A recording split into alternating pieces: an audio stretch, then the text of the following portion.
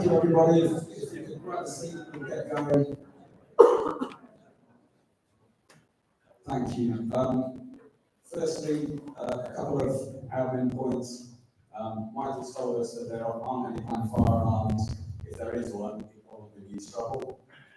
Stay seated. Somebody will come in and direct you to where you need to go. Everybody should have put their car registration in the machine downstairs. If you haven't, you can do it on the way out. There's a QR code just to the right of that door. Click on that, you can do it on your phone, or you can do it on the machine on the way down. Just to say, you probably all saw, we are collecting, you can do it on the way in, you can do it on the way out. We're collecting for both the Jerry Beecham Foundation, which is a great charity, and somebody we all know about, and also Daybreak, who you probably remember, is the charity of Kidlington that has been very appreciative in nearly all quarters. So that money is going to them. So good evening to you all. Thank you very much for coming out tonight, braving the roadworks. Thank you, Grant, Tim, John, Gary, for being here. Thank you for your support. A massive thank you to Nathan, who gives his time very generously. He's not here representing the BBC or the club. He's here in his spare time to help us out. Thank you, Nathan. It's much appreciated.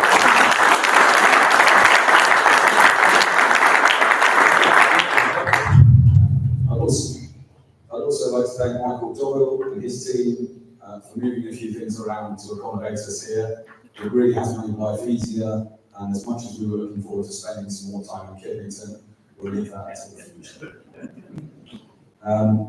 These events are really important to us because they allow us as supporters to connect with the club directly and to those who run it. I'm sure there will be difficult questions, but I'm sure there will also be praise for what's been achieved. But if the stadium project and Thursday night's amazing decision have shown us anything, it's that when we are united, we can do just about anything. On that note, and before we start the questions flying, I'd like to take just 2 minutes to say a huge thank you to everybody involved in the stadium project. From the early days with Neil Williams to John and his team working hard and relentlessly to push us to where we are now. None of this happens without the backing of the chairman, the CEO, and a massive financial investment from our owners. This could also not happen without the incredible work of supporters who emailed, wrote in, campaigned, worked tirelessly online, and helped us with flags, surfers, and walked with us and delivered leaflets in all sorts of ways. We've almost achieved an impossible dream, so thank you everyone. We also can't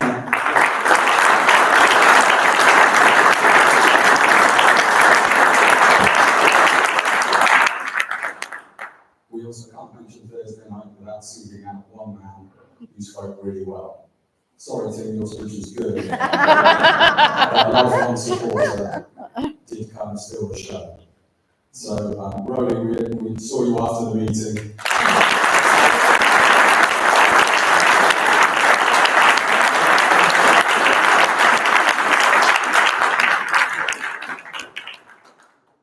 saw Rowley after the meeting and invited him along. And we just have to say thank you for cutting through the nonsense and for speaking with passion and clarity about a subject we all care deeply about. Thank you, Rowley. On to business.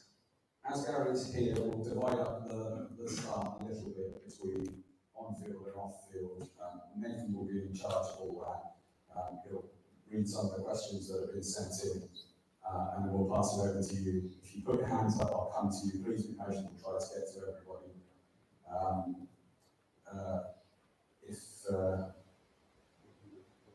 Before we start, actually, Tim's going to give a brief statement from the club that might answer a few questions that people have, and then we'll move on from there.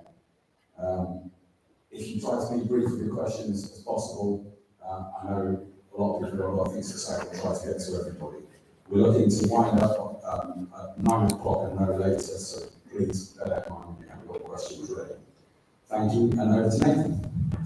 Okay, thank you, Paul. So as Paul says, we'll do questions being sent in and questions from the floor. If you're a pin recruitment being made to ask a question, just raise your hand. We're going to start with some stadium, then go play, and then back to off-field to try and give you guys a break but not make it all to intent at any one time. I think as Paul said, before we start your questions, Tim, put a few words. If you don't know, by the way, just in case, that is Grant Birch on the end, our chairman, Tim Williams, our chief exec, Jonathan Clark, development director, and you'll recognise our head coach, Gary Rowett. But Tim, if you'd like to start the evening, please. Good evening, everybody. I was told that this microphone would be a little bit temperamental, so hopefully you can hear me all right.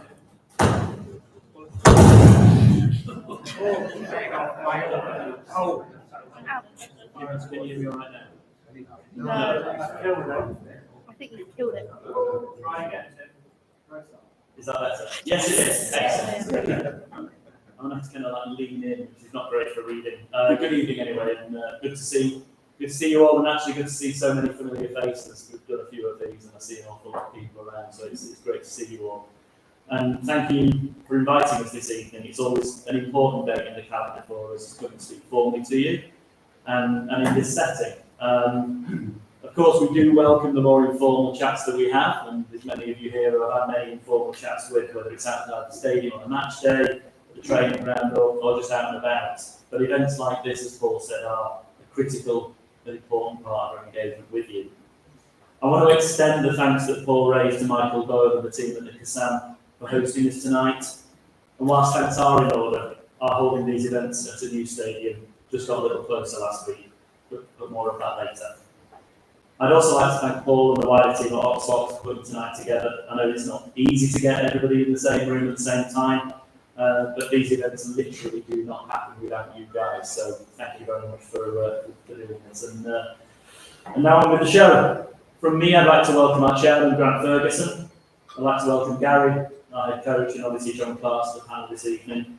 John will be happy to take questions on the men's first team. Gary will also be very happy to take questions on the planning decision. Maybe the other way. And of course, Grant and I are on hand for anything else. A lot's happened since we last met, so I want to run through a few of those before we start. I promise that I won't be taking up 1 hour and 59 minutes, schedule 2 hours that we've got here. 17, but that might be. Last time we were only a month or two into our championship journey. A step up in division was never going to be straightforward and probably came earlier than we expected, which meant last season we had to quickly react to build a squad and a club that was ready to compete.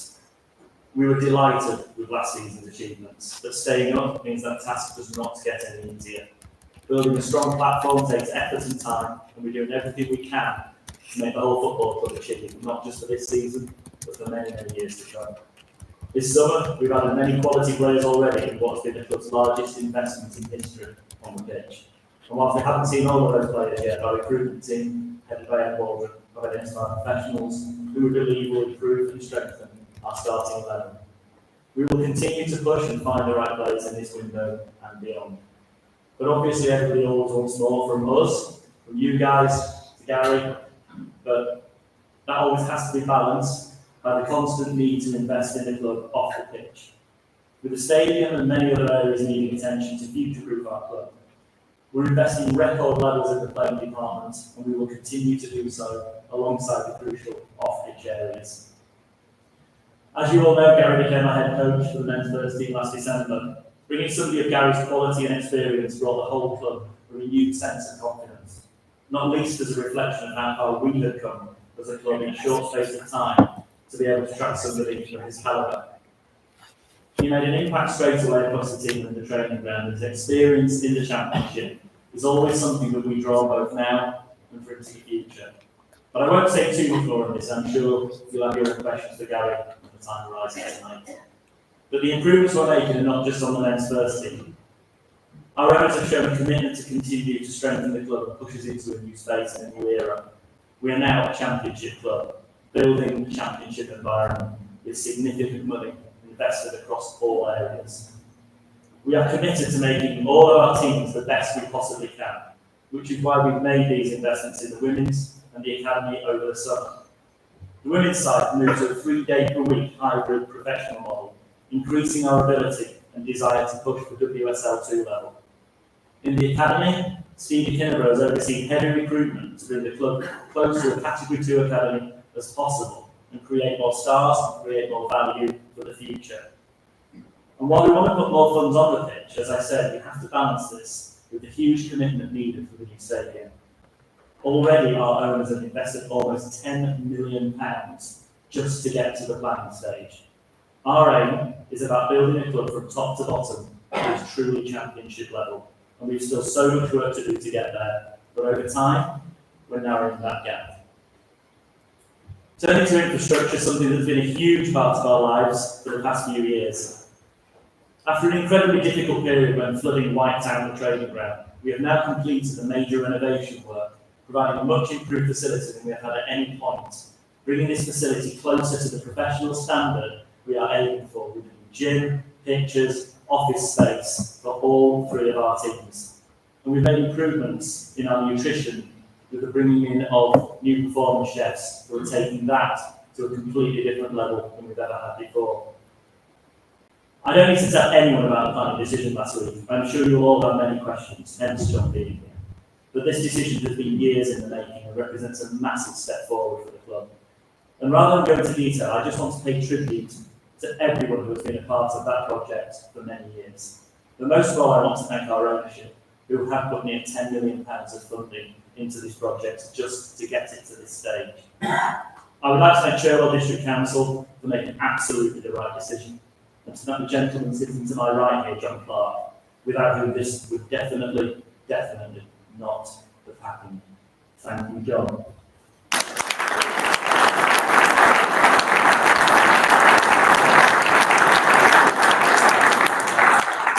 Now, Paul stole my thunder a little bit, but I'm going to say this from the club, because I can't let tonight go from the club without Rowley taking yet another bow for the amazing work you did last week. Thank you, Rowley. You will always be part of our system.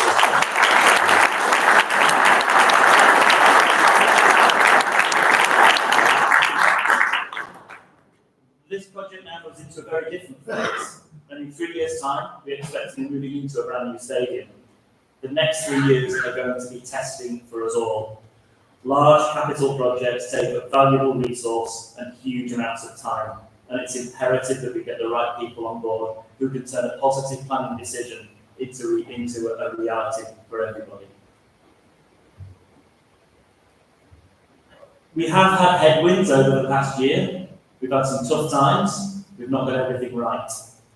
We are a club who have played outside of the Championship for 25 years. And as we've already said, promotion came at a time when we were still in something of a growth phase as a professionally run football club, when we were reviewing every aspect of the club, from sporting operations to safety and safeguarding, all the way through to governance and finance.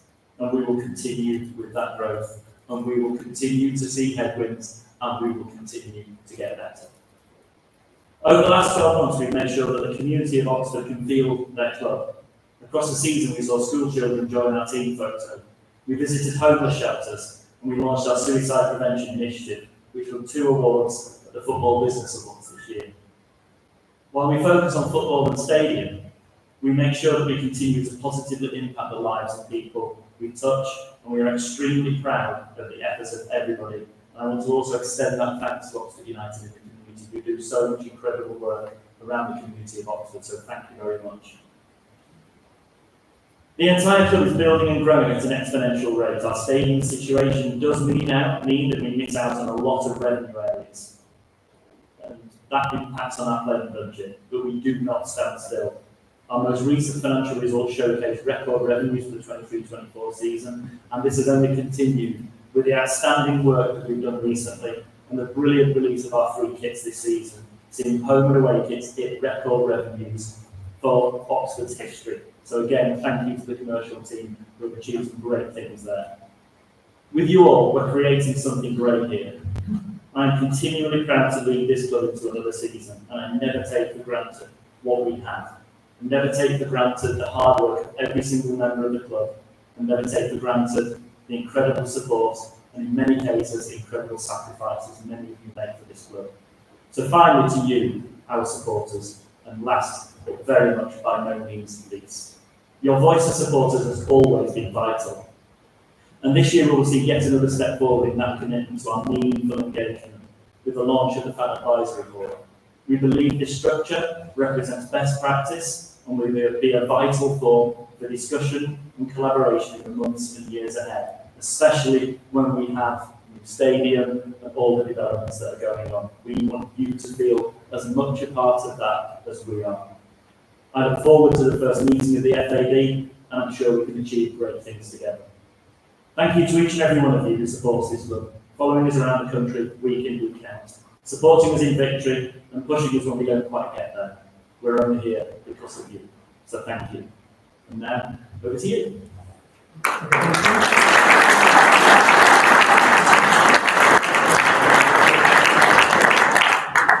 As I say, we've got some obvious sections to go over. There are 5 questions that have been the most sent in. If you go through all that have been sent into the to Oxbox, they are the dominant questions. You're going to go for those 5 first, which may answer some questions you've got, and then we'll come on to going on those questions, and then do the rest. But these are the 5 that are the most sent in, I think. And the single most question we were asked, and I think it might be Tim or Grant will take this. Has there been a budget review which has affected the first team playing budget? And if so, has that impacted Gary's ability and his ability to go to certain targets? Yeah, I saw that question written. I have no idea where that came from. There has been no budget review, as Tim has said. What our commitment to invest in the playing squad this window is higher than it's ever been. Even in my 3 years, it's the highest it's ever been. Both on the salary that we've committed, salary budget we've committed, and on the acquisition budget. So, categorically no. So there is still budget remaining for the group team to go forward and add to the squad. The window's still open. Don't take that big on, shall we? But now, the budget stadium absolutely dominates the rest of the questions. We received that permission last Thursday. How does United go about securing the funding required? Is that process underway? Yeah, that process for the funding has been underway for quite some time.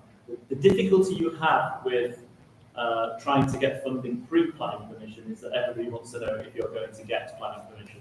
So I can assure you that on Friday morning, there were many calls going around to get that process kind of furthered, to find out, where we actually move from here.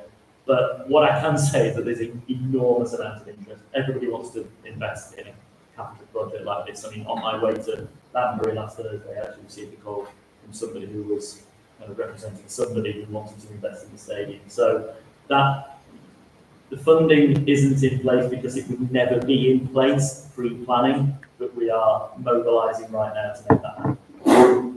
Given you mentioned how much the owners are bringing to the club at the moment, we're relying heavily upon that, of course, for their Anfield Stadium. Are they committed to this level of funding that's necessary going forward? Yes. Which level of funding would it be? For the club Anfield Stadium?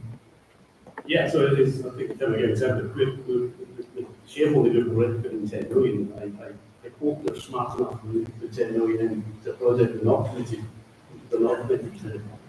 I think this question has come up quite a bit as well about how the stadium gets funded. As Tim said, it's part of a process. I've spent a career doing this, and you would never have seen a business plan at the beginning that said, by this point we will have the funding in place, because it just doesn't happen that way. It's too easy. But now what we have is a planning permission that allows us to continue discussions that have already started. We can finalise the business plan so we'll know exactly now where revenue streams are going to come from and when they will start coming. And then we can have meaningful discussions with the funders. We've talked in other funds forums about there will be a split of debt and equity. That's normal as in most projects. And we've now started the process of firming that up, and where the debt funding will then come from. And then, by definition, how much less is to be funded on equity by the shareholders. But it's absolutely going the way we would expect it to happen in a project plan. And from that point of view, I think this will ask for over again. Can you clarify the ownership structure for that stadium and the sort of revenue that Oxford United can get, the split of that? Well, it's chicken and egg, like I say. So we are in the process now of finding out what the revenue streams will. We can sort of solidify what the revenue streams are going to be.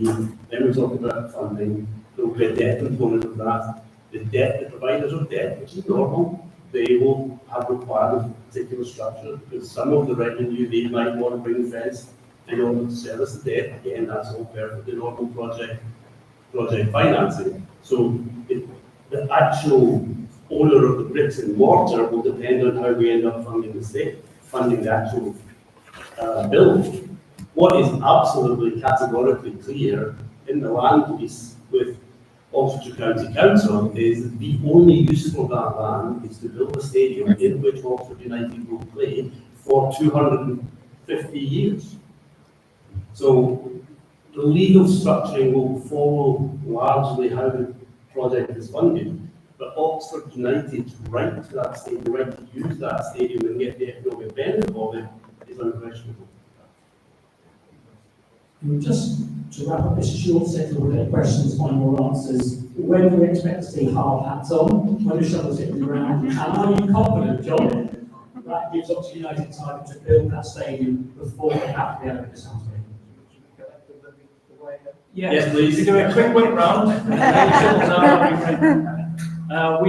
We've got a deadline, right? So I think I heard it mentioned by Dave and others on the dub. It's a work from backwards, so we need to be in this thing by 2028. So yes, we've given ourselves a 24-month time frame to build the project, which is more than enough with a bit of contingency. So if you work your way back, then hopefully on site sometime this year, at least to enabling surveys, etc., and then next year getting building, getting We've covered off, I say, over 5 really big questions that everyone's asked this evening. Are there any questions from the floor based on what we've heard about the ownership structure, the early part of the stadium? We can talk more about seat colours and bike access. Maybe those questions come later on. If you've got questions at this point in time about the stadium, or the ownership structure, or the funding, hands up and Paul will get one to you. So, front row of the Jurassic Park t-shirt. Are you going to get the Jerry Beecham statue on a new stadium? We are looking at every single possible option that will honour current, past players. What I can't say is exactly what we're going to do, but rest assured we will be making sure that we pay homage to the heroes of the past.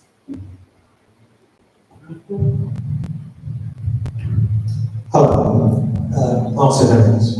2 questions, if I may. Firstly, given that the long-term future is looking bright for Oxford United, I'm looking at the balance sheet. Group loans are a short-term financing vehicle, which are through a subsidiary company which is funded by the owners. But group loans, being a short-term financing vehicle, put risk on the club, whereas investment in shares puts less risk on the club and puts greater risk on the investor. So my question is, are there any opportunities or any plans to move the short-term loan funding from the owners into longer-term share purchases by the owners? That's question 1. And can I do my second question now? So my second question, and I'm thinking about playing budget here and financial fair play.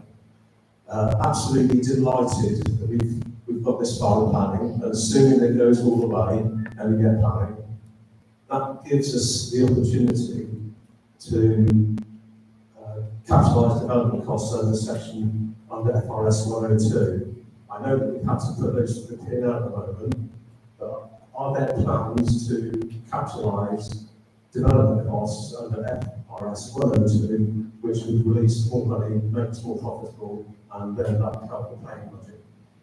I'm going to deal with those questions in reverse order. I just want to assure everybody that, I'm sorry to correct you, but capitalising development costs does not release more money. We don't get free money by capitalising development costs. It just means that it doesn't come off our income statement, it stays on the balance sheet, and that's a very, very critical thing I want to say, that the money is still spent, it's just accounted for in a different way. In terms of capitalising, really was that it makes, in terms of the P&L account, it moves from the balance sheet. Yeah, I'll come on to that.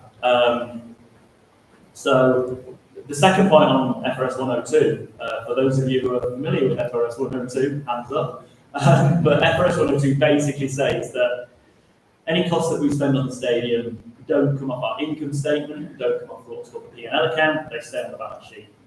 Far from desiring to do that, we will actually have to do that, and we would want to do that anyway. So the accounting standards will make us do that. So that's a fact of pure accounting. In terms of financial fair play, obviously, as I mentioned earlier, our revenues do not allow us to have an enormous playing budget with respect to our compliance with overall FFP. There is absolutely no doubt that if financial fair play rules are in their current guise, then once the stadium is up and running and built, the additional revenues that will come into that stadium will benefit our financial fair play compliance considerably. But at the moment, the costs that we have incurred, the £10 million, are as you correctly identified, Martin, have been expensed through our income statement. They are not an allowable add back for financial fair play purposes. I disagree with that, but the rules are unfortunately the rules. So we do have to operate quite strictly within those financial confines. But I can assure you, based on the work that we have done for now and for the next 3 years, we are still in compliance. But it is not an open checkbook as we develop those revenues going forward. The kicker is going to be when we actually open the stadium and get the additional revenues from that, which will be considerable. Turning to the first point on group loans. The planning permission is also key in that regard. Correct. Because that then becomes a trigger for starting to capitalise. Correct.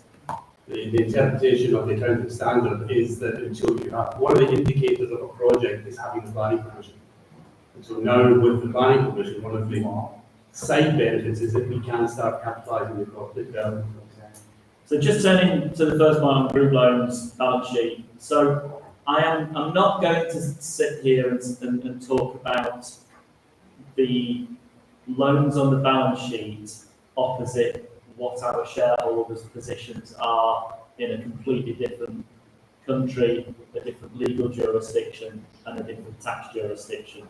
What I can say with regard to those group loans is that due to their very nature, they have to be included on the balance sheet as short-term loans, but they are interest-free and have no fixed date of repayment.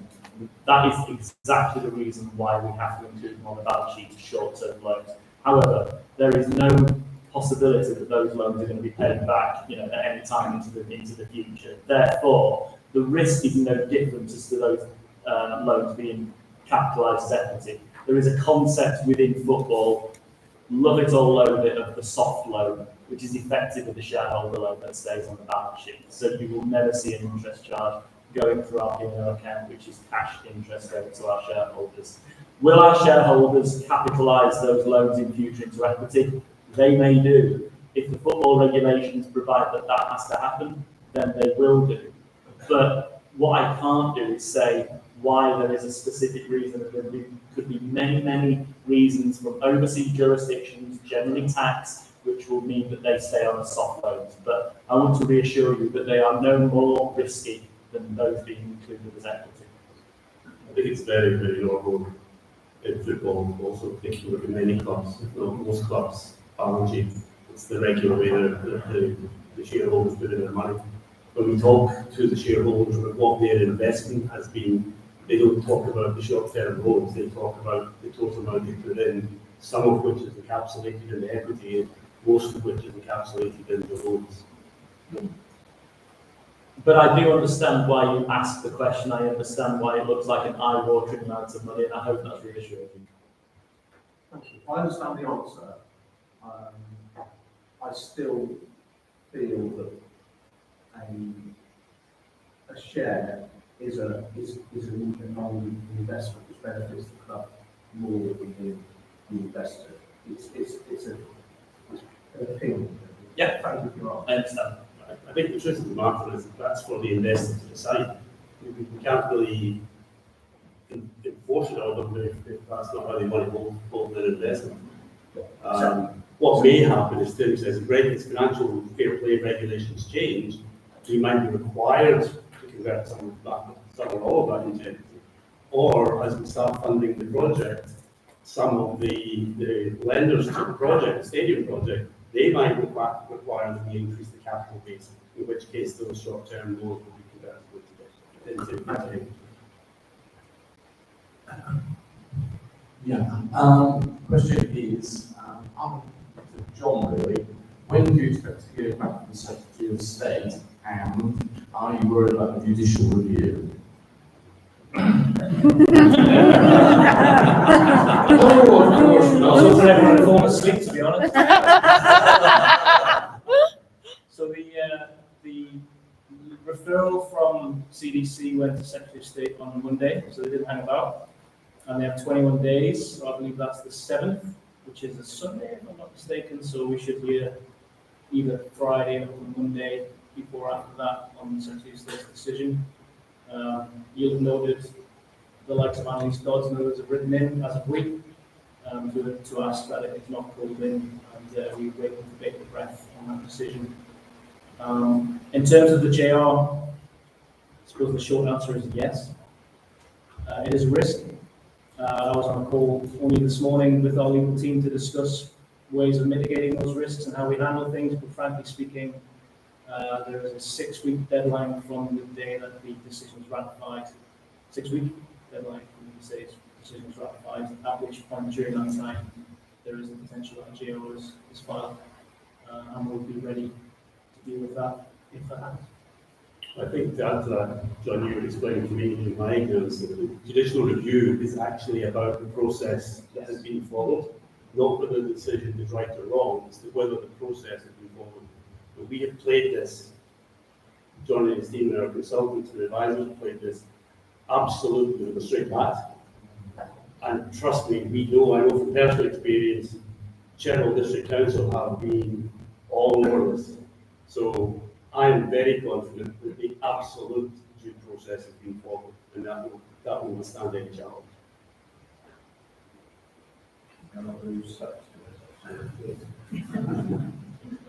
Hi, thank you very much. And thank you all for your hard work that you've done with this, and also for Gary Rams as well for last season. Brilliant, fantastic. A couple of questions here, really. Actually, been talking a bit regarding that judicial review. I know I sent an email to, I don't know whether it was one of your colleagues earlier on today, regarding that, for instance, strength of break. And they're definitely, I would imagine, do a judicial review involving the Environmental Law Foundation, probably the Lathbury Road Residents Association. So my concern is will those people be able to derail the project? And also the second question is, would or could Loss United take Susan McIver, Francis Stratford Brake, Councillor Middleton to court with a shenanigans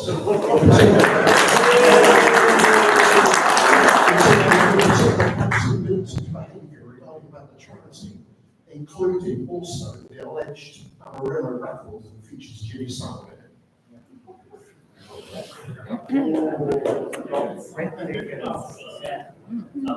I just want to take the second part of that.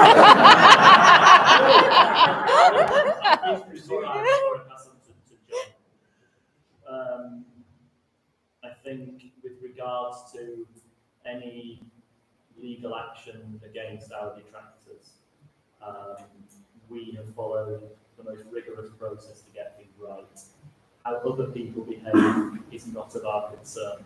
We hold our heads high and we continue to do the right thing and promote good practice.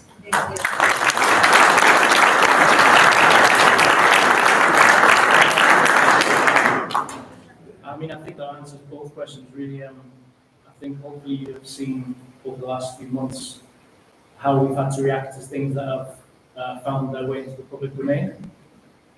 Ancient woodlands and various other matters. Or is it not? Yeah.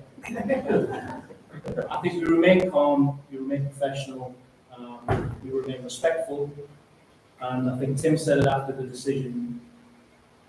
It only ensures that we do things properly and that we are taking we know exactly all of the things that you're talking about, and we talk about them and we reflect on them. But frankly speaking, we remain calm, we remain professional, and I don't think there's anything I can think of that will derail this project in the long term.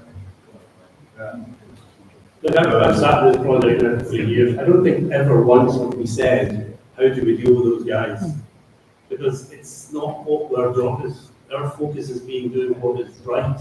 We are accountable to our shareholders. We are responsible to you as the fans and supporters.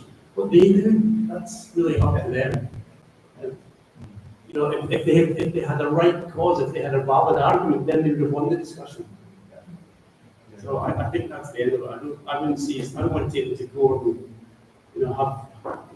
humiliate them or make them answer for things they might or might not have said. We did what we needed to do when we got there. And let's not forget, Killington will become our new community. Yeah. I think it's important for us as clubs and for everyone as a fan base to ensure that we continue to deal with our community in a respectful way and give back. I think the reaction in terms of raising money for charity and things aren't going the way you particularly want to go is the perfect reaction. And as long as we continue to react like that, I think those difficulties will fall away.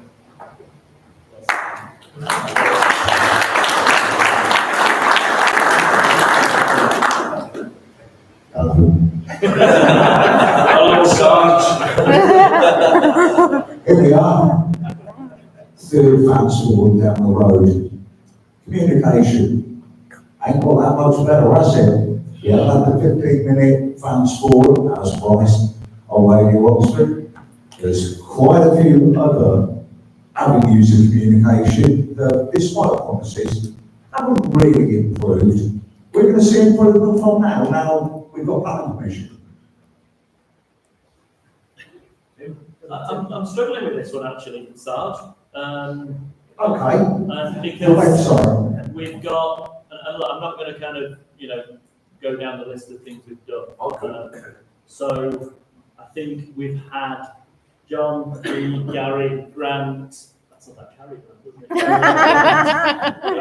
it? Ed, Stevie, probably John twice on the dub with Jerome pretty recently. So I think that covers the point on the 15-minute fans forum. I apologise if it's not called a 15-minute fans forum, but fundamentally that's what it is.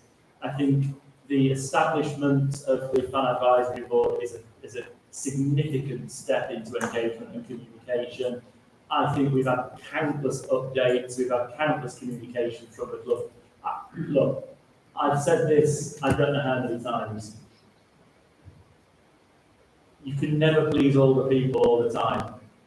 Too much communication is just as bad as not enough communication. I think we get it right, sorry.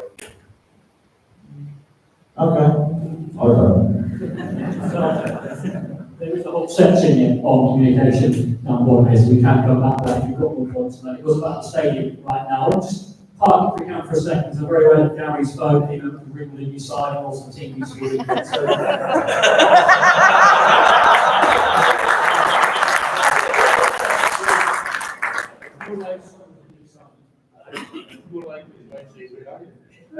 either way, let's keep a few questions, Gary. Welcome to your first Oxygen Fans Forum.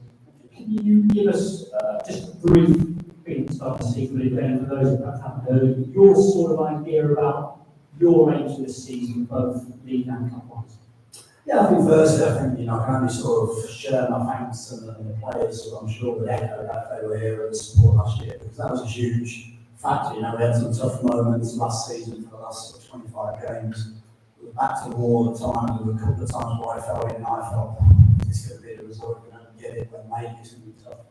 But I think overall, between everybody, we kind of got it over the line. There was such positivity around the stadium, like the Sunderland game, and many of the games before that we could have easily been the other way. So I think first of all, I thank everyone for that.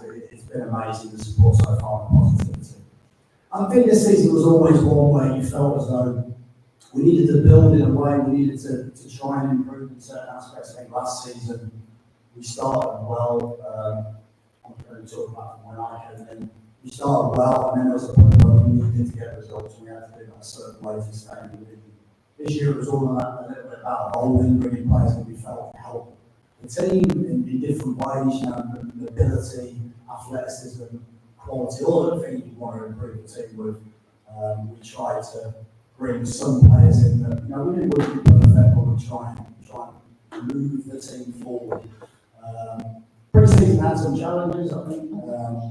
Injuries we've had some challenges. I don't think we've seen that team fielded for the first few games. The first few games, I think, have shown how tight the championship is, regardless of how positive you are when everyone's against Portsmouth, lose a game. Had some chances after, didn't play well, admittedly. Went to Hull, didn't play as well, but ended up very close to getting a point. And actually, both games followed a similar pattern to last season, which is probably because we had similar players on the pitch as well. So, yeah, I'm hopeful we can get some players back. I'm hopeful we can get some of the key signings back. I think we'll see a very different team. But we are trying to move the team steadily forward. I don't think we can lose some of the competitive side of the team in the ways of scoring goals. But of course, we want to try and be a little bit more fluid, a little bit more attacking, a little bit better. And that's the aim, really. We know the challenge of this division. The division's moved on again. You can see it spending, you can see the teams in it. I think it's going to be a bigger challenge this year, but one we're looking forward to. And we just want to get the season really started by that first result. You mentioned in the meeting, there's a question here actually coming. If you're offered a chance to go again, what would you change in the future, if anything, about a tour like that? Yeah, I think it's always difficult. I think when you look at the Premier League clubs around and everyone's doing similar things from a commercial aspect, from the club's point of view, for very different reasons. I think as an actual experience, I think it was an incredible experience. I think it was a brilliant experience for the players, for the staff. It was hard not to be humbled and by the passion out there for football and the kids, the amount of, players when we coached a group of kids, and yeah, the attitude and the atmosphere was absolutely phenomenal. Would it be the exact thing you choose from a pre-season training perspective? Listen, there's some things that were good, some things that you probably wouldn't do, but that's, I think most of them. We spoke to Tottenham recently, talked about the same similar issue. A club that size have gone out to wherever they've gone out to, the pitches have been a challenge and sort of thing. So I don't think it's unusual. I don't think it's an excuse for us. It's meant we're possibly a little bit behind. I've said that quite publicly. But listen, at some point, 7 or 8 games in, I'm not going to blame the leader for the team not performing, of course. So yeah, there are positives and minuses. I think we spoke about if we were to go again, how we would do it maybe, and then adjust some things to make it a little bit more player friendly in terms of what they require as well. But yeah, it was a great experience. Not right on the line, wasn't it?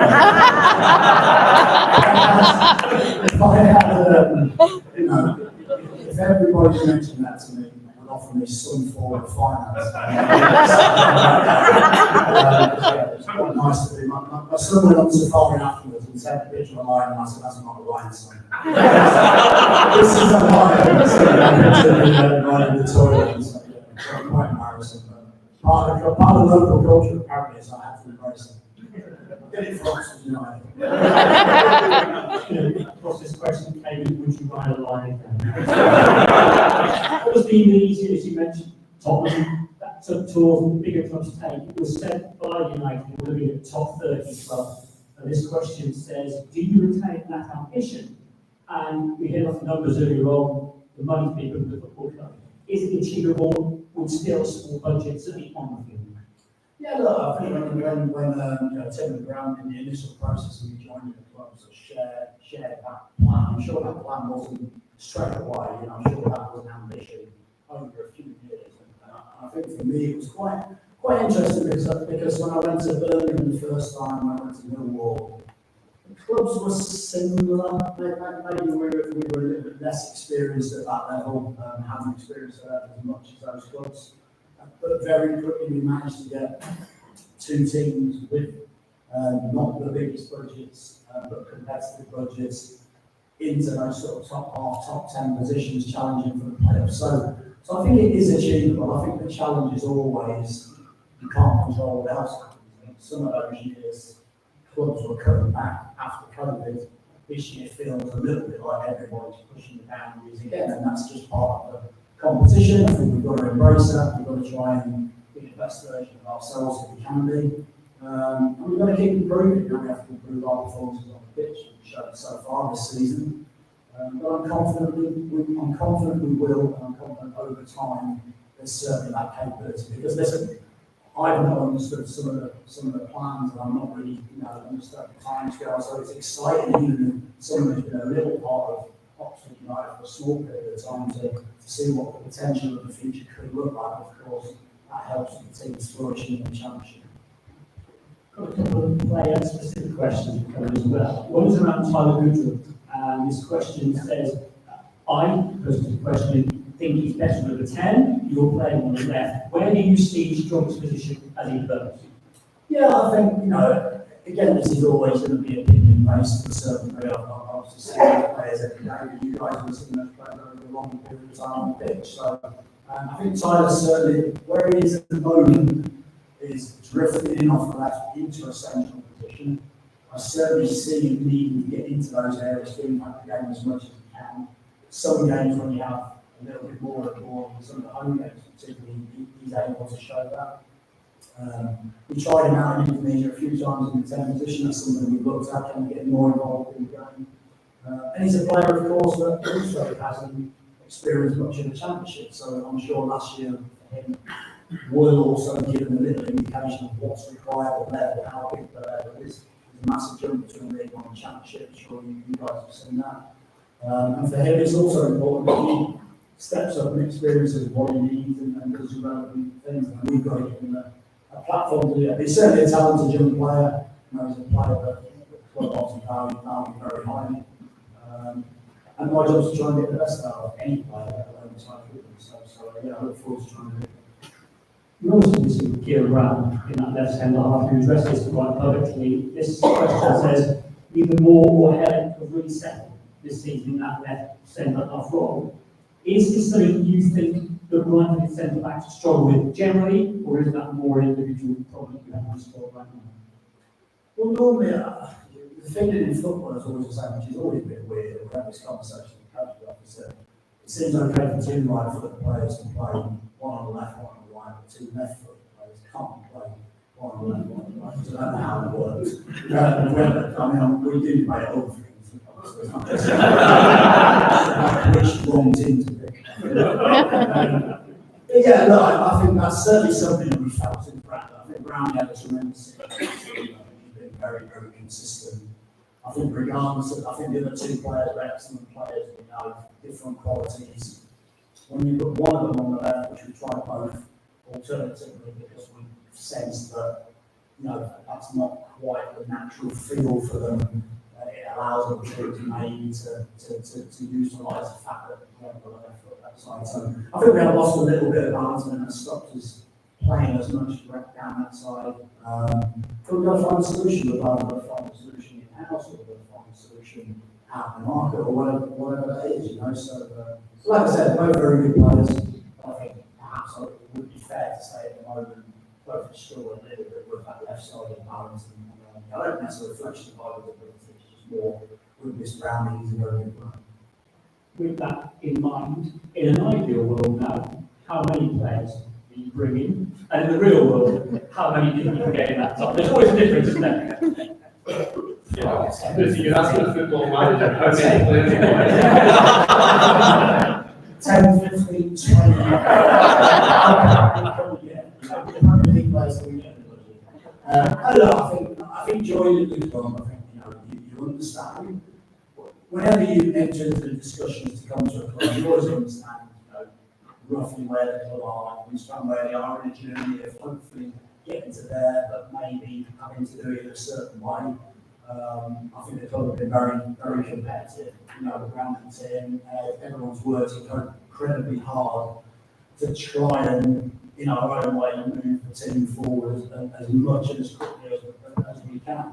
Sometimes the market doesn't allow you to do that, but it doesn't mean we have targeted even more players than what we have currently got at the moment. So I think that's a challenge. There's always a balance. I think sometimes you bring in too many new players, sometimes you bring in not enough. So I think we're always assessing that. sometimes you have to make tough decisions that means you have to move forward very, very quickly in a division that's slightly different to how it was last season. So yeah, I think if I had to put a number on it again, I'll tell you guys all the time, maybe one, maybe two players in terms to improve where we currently are. And I think probably we'll see some players leaving for regular football, which you don't want to stop them playing. Just on that, Ms. Kevin, we've talked about that. Every manager approaches transfers differently. What's your sort of thoughts when you look at a player in terms of not just ability and character? Where's that sort of research that you've obviously been there a long time, you know, many people. What's important when you put your ticket with who you're looking for? Yeah, I think that what you first and foremost you work very closely with Ed and his recruitment team. I think they've done brilliant work in a short space of time. It's not always easy to come up into the division and attract good players straight away. As we all know, often enormous wages and enormous transfer fees usually attract those players, which can make it easy when you're trying to be competitive. So I think for me, you're always looking at you want to bring the right characters into any organisation. I'm sure anyone owns a business out there, you want people working with you, want people who want to improve. I want ambitious players. I like ambitious players. I hate working with players that are just happy where they are. I know sometimes you don't mind somebody who's a little bit older but knows the division, knows where they are in that sort of process. But you want young players as well with a little bit of fire, with a little bit of dreams to play higher. We brought in the likes of Brian McGears back in his summer, wants to play in the Premier League. That's why he comes to England. We're not stupid. We know that this could be a stepping stone. And you want that ambition, you want that fire in the players. I'm sure the fans would want to see the same thing. Of course, some characteristics, quality on the ball, athleticism is a big thing. Like I said earlier, the jump between League One and Championship, athletically is absolutely huge. That's absolutely monumental. The jump between the Championship and the Premier League is equally as big. And that's one big difference. You've got to try and bridge that gap quickly, because teams move quickly and move the ball quickly. You've got to get a look for that. So all of those things, I think you try and improve. Any questions from the floor for Gary? A chance to talk before we go back to stadium ownership and even the colour gold in the new stadium. Questions all we come. Have we got any football questions? Yeah, three right back. Come through, share, thank you. Just shout if not, fine. Thanks very much for coming. Just on I'm sure half a dozen play players miss it. And I know you don't like doing timelines, some players quite a long and new calibrations for weeks to set up. Could it be the new year, could it be November, and other players that expect to come back soon? How much of a difference do those players make? Yeah, I think it's a huge difference. I think when you're a squad like ours, you have key players in there, but we're a little bit like a lot of teams compete with us. You just can't afford to miss those players. You can't afford to have those players out. Obviously trying to build a squad, you're trying to create enough depth so you don't miss them quite as much. But ultimately, your best players you're always going to miss them, aren't you? So we saw that last season actually. Quite a few times we missed 1, 2, 3 players. Where we found it very difficult within the team to replace them effectively. So, injuries have been a bit of a problem so far. I think there's different reasons behind that. I won't there's no point going into because there's never a definitive reason. And we're working very hard to solve those problems. The club have invested again, in staff levels to try and help that as well. So again, the club are doing a lot of good work and trying to make that right really.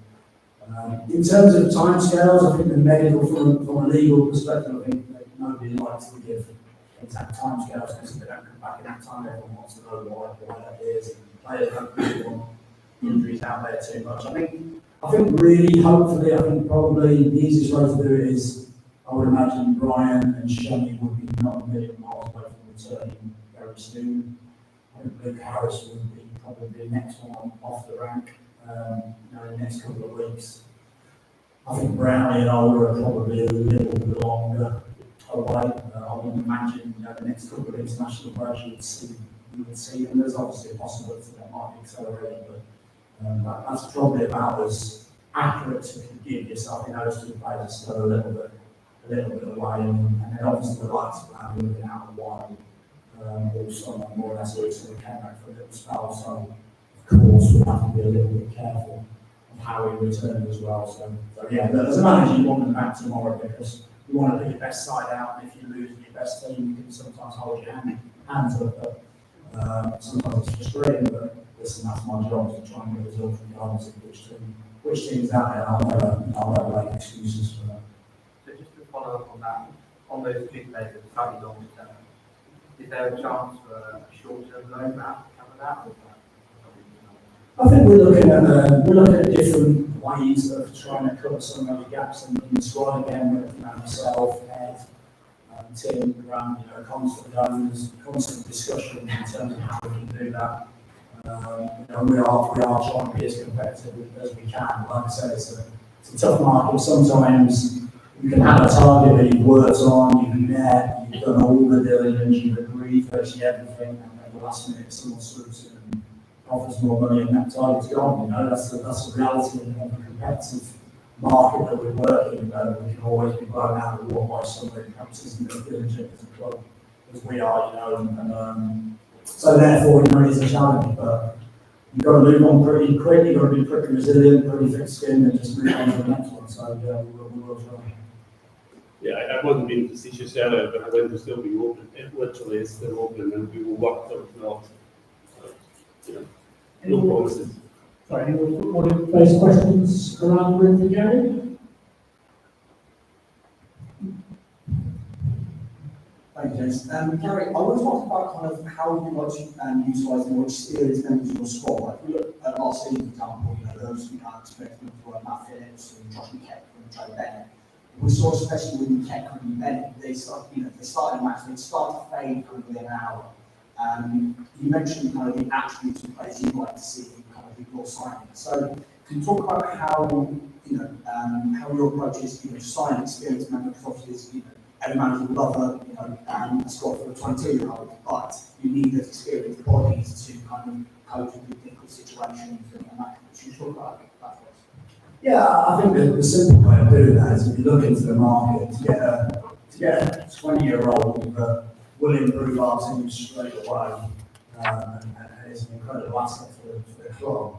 Of course, you want to sign that player, but the reality is a lot of those players are 6, 7, 8, 9, 10 million pounds. It's very hard to do it. So you either buy them a little bit below that and then try to develop and hope that you can see something that maybe you can bring out over time. Or occasionally for a club like ours, it's never what you really want to do, but sometimes, particularly in this journey, to try and be a top 30 club, every now and then you have to fill a gap with someone who you maybe think can add that different type of quality and different experience. The dressing room is a different place to certainly when I played, and there's less players out there with that real voice and perhaps some of those leadership qualities. So that's also an important aspect of any team dynamic. So you always wanted to find a blend. Every club wants a team full of 22-year-olds because you can sell them at the win, make loads of money and reinvest it. But the reality is it's not quite that easy in our positions. But we're also aware that after last season, we want to lower the average age of the team, we want to create a different type of energy in the team so we can press higher at times and we don't feel as exposed. I think that's still been a challenge for us, but that's what we're trying to move towards. I think also fits together with the more academy graduates in and around the 15 squad there, people. Yeah, that's another thing. I think, there was a climate last year, of course, and I've had that quite a lot through sort of my management career, just trying to compete and win games, but also give the likes of Leo Snowden, that platform to be part of the first team squad. He's trained with us ever since Indonesia. He'll be in and out of that squad, but I think that, that involvement with us will give an opportunity sometime in the future to be a fantastic player. So yeah, we have tried to do that. Obviously, Stevie, there's been a lot of good work in the academy. There's a lot of good investment still to try and improve that, the 21s team. So yeah, certainly I think that's going to have a real competitive element to it. You mentioned it just about how it's changed dressing rooms and characters and big voices. Is that frustrating sometimes? You want to see players perhaps have a bit more. Have you had to change yourself as a manager over the years from that point of view? Is it easy now just to back up players and expect a response? Yeah, no, it's very different, but that's like anything, isn't it? It's the way I prepare to my 28-year-old might be very different to our parent, our 16-year-old, you know, so hopefully my 28-year-old doesn't bring in and tell me. Did it work? So yeah, so I think that everything moves on, doesn't it? Everything moves on. I think that the way that players have so much more access to everything now, they can see what the clubs are doing, they can see how all the managers work, they can see, you know, so there is a different type of player. The players that come through the academy as well are a little bit more used to, you know, the analysis, they're used to, you know, understanding their own physical sort of numbers and data and all of those things I won't bore you with, but ultimately, you know, players do change, and I think every manager, and I pride myself on, you know, still managing, still being a head coach sort of 13, 14 years later after I first started. That's not easy, so I think you have to evolve, you have to change yourself, but ultimately, you still keep those core tenets that you value, you know. But I think players, certainly, the way you would treat players now is probably a little bit different to how I would treat them when I was a bird at the start. Let's say, you're right, I don't shout quite as much.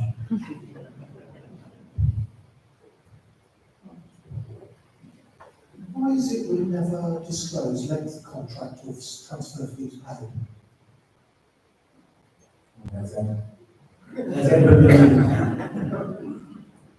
It's contractual information, so fine, we don't have the right. What other clubs do?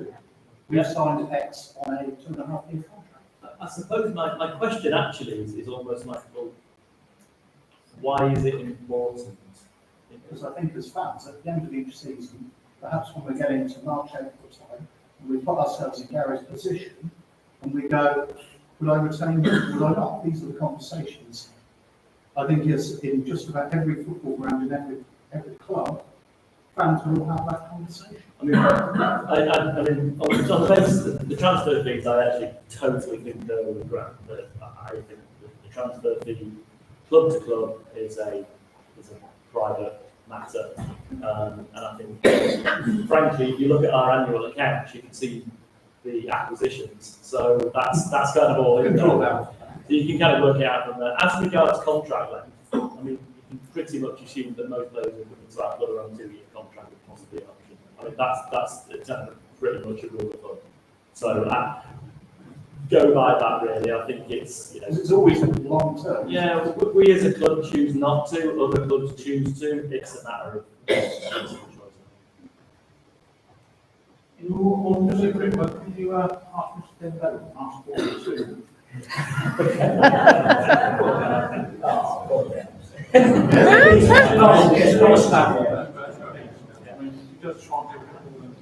Yeah, that's anywhere, still sometimes it's that last action, last decision making that defines how we drive our success. So I think it's any of those, but if anybody has got them, it's got that ability to work in the game, the ability to beat team, beat people, which is invaluable.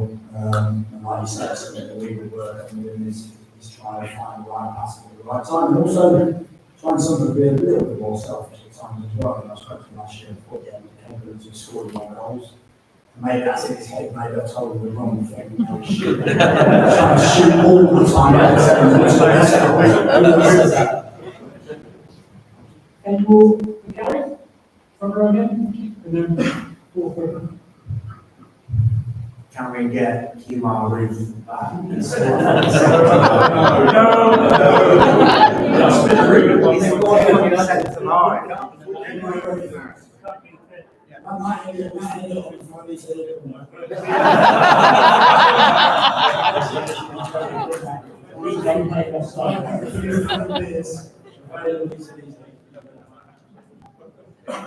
So that was actually a perfect example of trying to manage football.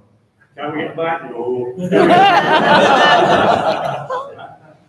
Sorry to ask you another question, but I'm genuinely interested in this. So when you're obviously in negotiations with players, how much do agents influence that process? I'm thinking particularly, I was really had my hopes up early in the season, close season with Alex Matos maybe being a permanent signing. I hear rumours about his agent wanting more, he wanting more. I just wondered, is it the agent that becomes an obstacle rather than a help? And, yeah, if you just like to comment on that. What can I say for legal reasons? Yeah. Actually, I'm an agent, and explaining is actually a good guy, so I'm not suggesting you do it.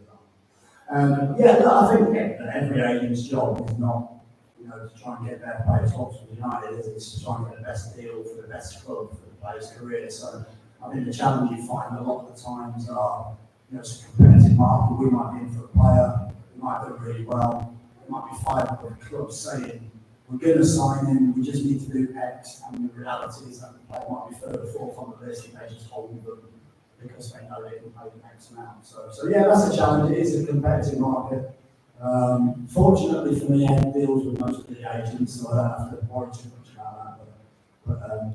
But of course, like any person, their interest is the player, whether that's financially, whether that's career-wise, that's the agent. But it's a challenge at times, of course. But like I said, frankly, I don't have to deal with that. I think there is a weirdly symbiotic relationship between football clubs and agents, and they can be a help in many cases and can be a hindrance in other cases. I think what we have in our club with Ed is somebody who has got very, very good relationships with a lot of agents and manages those relationships very well, as far as we are possibly able to be for the benefit of the club, really. Although what I would say, I don't know if we could mention before, but last year, this is public knowledge, that the EFL published the information. They published the amount of fees that were paid to the agents by league, and the amount that was paid in the championship to agents was frankly astonishing. At a time where it is well known football as an industry is struggling with its finances, that is a lot of, to me, leakage out of the system. Yeah, that troubles me. But that doesn't mean they don't have a role to play, but it's a very expensive role as it stands. We've got 2 more from the floor for Darren before we go back to the stadium ownership, communications, match day tickets, shirts, and anything else. John, Just how close is the play? Yeah, Nick was a challenge because, again, I won't sort of say loads about that, but, the club felt he was moving early in the summer. They were waiting for that to go back to training and was agreed with his club. And then bit by bit, that move sort of was on and off, didn't quite materialise before he's 7 or 8 weeks without really training with the team. So, of course, we think it'll be a very, very good signing. We have to try and be sensible in terms of trying to build up his fitness levels. He's in another one they played 45 minutes with the under-21s the other day, successfully. And therefore, will not be a million miles away from being involved. So, again, really now when we see fit, we think it's the right time to involve him. So, Apologies, Coach, sort of came to mind. I was asked about how your mentality as a manager, and I think last season, obviously, going into that Millwall game, obviously, a very important game for you as kind of a former club. Also, you're still looking for our first away win of the season. How do you and your coaching staff kind of approach that situation? So I think obviously, have long spells last season, looking for results and kind of how that's dealt with internally as opposed to, because those kind of ones can really keep pressure on players and then stretching on the market. I think what he did last season is to a certain degree heaped pressure on the home form, which actually was pretty outstanding in the end in terms of the results over a decent period of time.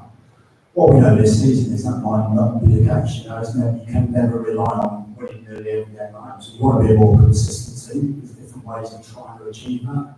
I think going to any championship ground away from home is always a challenge, which is probably why we won so many games last year, because even teams that would be expected to beat us, the likes of Sunderland, who won 3-0 in the Premier League the other week, and we've beaten them pretty comprehensively. It shows fine margin in football, and maybe also what 100 million does to the squad. So I think that you have to approach it in different ways. I don't think you can. There's times where last year we showed the away form, we put it up, and we said that's not acceptable. You've got to do something in the hope that you would light fire under the squad to do something different. We tried different systems. If that we went to a 3-4-3 in games to try and get a hold of games. We got a lot of points with that. without winning too many, so again, we had to scrap and fight and ultimately chuck the ball in the box from the halfway line just to get the goal and the result. It's tough. You know, the division is tough. I mean, you need points. Obviously, this year we want to be a little bit better than that. We want to be a little bit less reliant on that. So, the reality is, you know, we need to keep improving the squad. We need to keep improving the capability of the squad. But I don't really challenge gets any different in the championship. We've got to make sure that the bad runs don't affect the team's confidence too much. We need to make sure that the good runs can continue as long as they can, because they can take you a long, long way. So. Before we go back, one more question. Just Darren, have you looked at any signings evident or close to being signed? Close to being what, sorry? Being signed for us. Sign. Yes, signed. How players you mean? Yes. Oh, wow. I'm never going to say that until the ink is dry on the contract. And me can see the take that picture outside of the universities. Jumping off the roof with fourth kit. I'm doing that away with a cape on. Working incredibly hard. You know, if I said to you, I'm hoping in the next 24 hours to sign a player that falls from a million or something, I'm probably giving myself, hopefully before the end of the window, we have a chance of getting at least one big player in. Like I said before, we might bring maybe a couple of them again. And that's subject to who we bring. We'll get back into the stadium now here. Just on this stadium, Gary, you've been here as an opposite manager and now as Oxford manager. In the past, the club has struggled in this stadium. Of course, the promotion has helped, the atmosphere is a lot different now. How are you finding life in front of Oxford United fans? It's been brilliant. I mean, I'm actually amazed with the atmosphere that it's produced, because I think I turned up for the first game. I think I turned up around sort of 11:30 not the first game, the first Saturday game. And I was kind of like, where is it all? Where is it all? No one waiting outside. You know, a lot of the clubs I've been at, everyone's saying that. And I quickly realised people explained to me, you know, that it's very difficult for fans to really make the stadium their true home. And obviously understand that. So, but what I only really judge is the atmosphere inside, and despite of that, you know, it's been so supportive. I think there were games last year where I would almost expect maybe at half time to be, you know, boomed a little bit. The performance wasn't great, but he didn't. You know, everyone stayed behind it. I thought that's a really unique spirit for any club, I think, and obviously one that, you know, is really important to try and harness, because nothing's ever going to be easy. But we need to all do it together. But also, I also expect occasionally a poor performance, and you know, you're allowed to shout me a little bit. That's not too bad. If you need to get away, Gary, the sign players will talk to you some about parenting when you're younger. I think there are other questions for yourself, but obviously, well, you've got the time to stay. Before taking finances, yeah. See you later.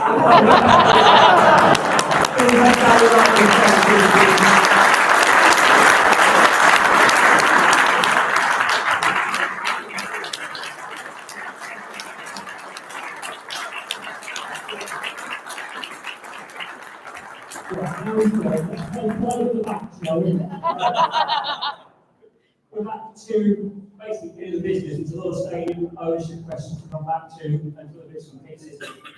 Can we get the crystal ball out, chaps? One of the questions says, in 12 months' time, what does the club look like, and what do you see as success, both operationally and in football? So it's a very good question. I'm not entirely sure how to answer it, but in 12 months' time, we will be well on the way, I hope, to building the stadium. It will be a sense of kind of evolution rather than revolution. I think over the past couple of years, it's felt like there's been, you know, we've almost been a constant startup mode, because I think that was needed. So I think what you will find is that it's more tweaking and amending. We are, as I said earlier, we are our own kind of best critics, really. You know, everything we do, we review. Everything we do, we actually reflect and debrief on and work out how we can do it better across every area, whether it's finance, governance, whether it's pricing, whether it's content, whether it's shirt lodge, whether it's communications. You know, we can always do better. And I think the danger sometimes is that you start to rest on your laurels and think, yeah, we're all right now. Look what we've done. We can stop now. We can't.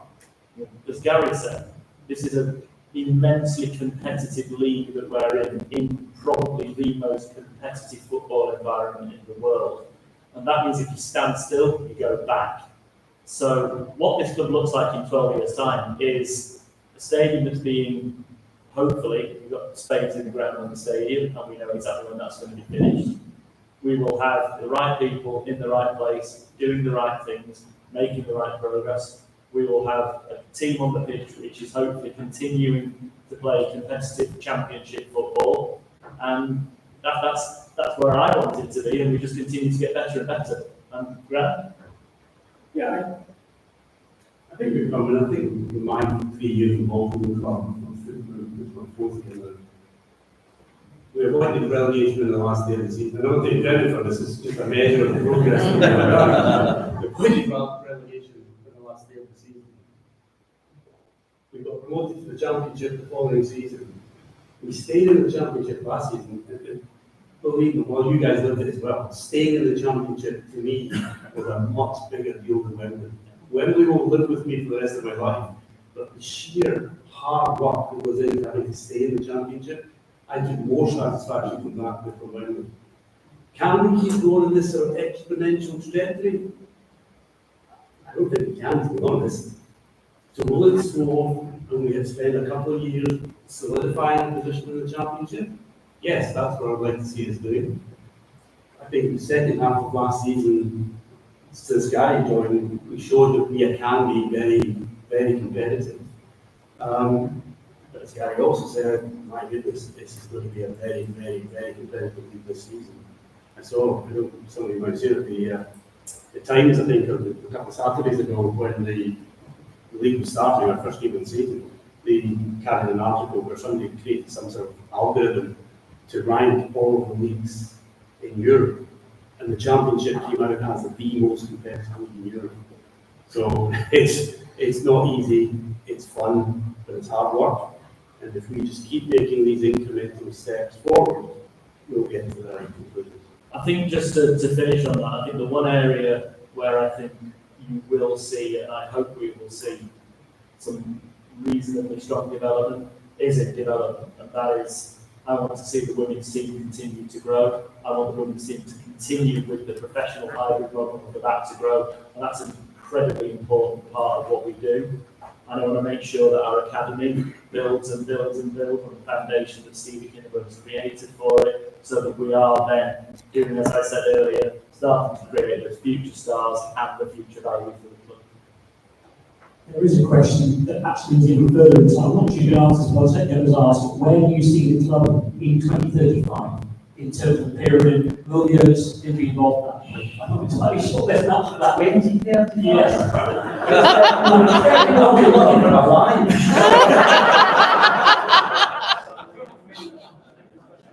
I'll be living in some beach house in Cornwall, and then Let's go back to the stadium. And more importantly, John, this will also be coming in. Does the stadium, again, we're sort of jumping from where we are now, but does it allow for future expansion should the demand be there? And if so, how easily can this be done? And what's the maximum expendable capacity with the stadium? Planning, we could go straight into the substance. Stadium's up, but I mean, obviously, we've got planning for a 16,000 seat stadium. I think that those numbers will work over a long period of time. We started this 5 years ago when, as Grant correctly mentioned, we were in a completely different place. There is room to naturally expand, but to be honest, I think the focus is let's get this thing open, let's get this thing full, let's get the environment absolutely bouncing, and that's another project which is taking place. We've been asked also about disabled parking spaces. Are there any? How does it compare to the current stadium? Can you look in advance? We're really asked that about this point. I think it's more about provision. Yes, I mean, we will be, this stadium will be one of the most accessible stadiums in the country, if not in Europe. Every single entrance is accessible. It's not like it's separate entrances. Yes, there's accessible car parking. I believe off the top of my head it's around 50%, so it is much higher than building regs or any other regulations dictate. I think Baroness Tanny Thompson, who came up publicly not that long ago and was singing our praises in terms of the things that we're trying to do with level playing field and media and accessibility. It's an incredibly accessible stadium, which is serviced by an incredibly close, sustainable transport hub. So yes, I think we've got all bases covered there, and we should be very proud of the things that we're doing in terms of accessibility in the stadium for everyone. The car parking in the parking lights on either side were very much part of the application. So that it's well understood that is part of the transport strategy. But please take the train. Usual point, are there cycle actually? Oh, yes, yeah. Let's not forget, just because we've submitted something that's got through planning doesn't mean that doesn't continue. We've got meetings with, Callum Miller and Susan Brown and others this week, next week. The transport strategy is just that, it's a strategy, and we now have 3 years to work through how we're going to implement that, as the safety advisory group, the conversations continue, and as we get closer and closer to being operational, having test events, how we've got all of those T's crossed and how we've got everything in terms of how Back before the stadium questions, after one more was coming, been sent in, I guess Tim will run with all for yourselves. Are there any plans to offer naming rights to the stadium? Yes. I mean, look, it's joking apart, it is a vital part of what the stadium revenues will look like, and it's a very common thing to do, and why the hell wouldn't we? Have those discussions not names of the staff, you've got figures out, people come to you as well. Yeah, absolutely. I mean, I think one of the key things about the halo effect, as it were, of building a new stadium is that people want to come and talk to us about what they can do with work with us in the stadium, be it through energy, be it through comms, be it through food and beverage. So there are an enormous number of opportunities. Some of those alternative sponsorships, some of those we may turn into naming rights. It's also it's a key trigger point of getting the planning application. There's a limited number of people who can afford to buy the naming rights in stadiums. There's plenty of stadiums looking for people who will buy the naming rights. So to have a conversation with something, but we don't have a project, very difficult, other than very conceptual. Now we have, planning permission is the trigger for we now have a project. And so those are one example of the many types of conversations that can now get taken to another level. Other questions? New stadium finance related? Yeah. Some? You mentioned travelling in by train and all this track. I think I spoke to you a year or so, 2 or 3 years ago, about the potential of, say, season tickets on train, match day season tickets. I'm not sure, is that something that now the plan has been passed that will be looked at in more detail? Yeah, absolutely.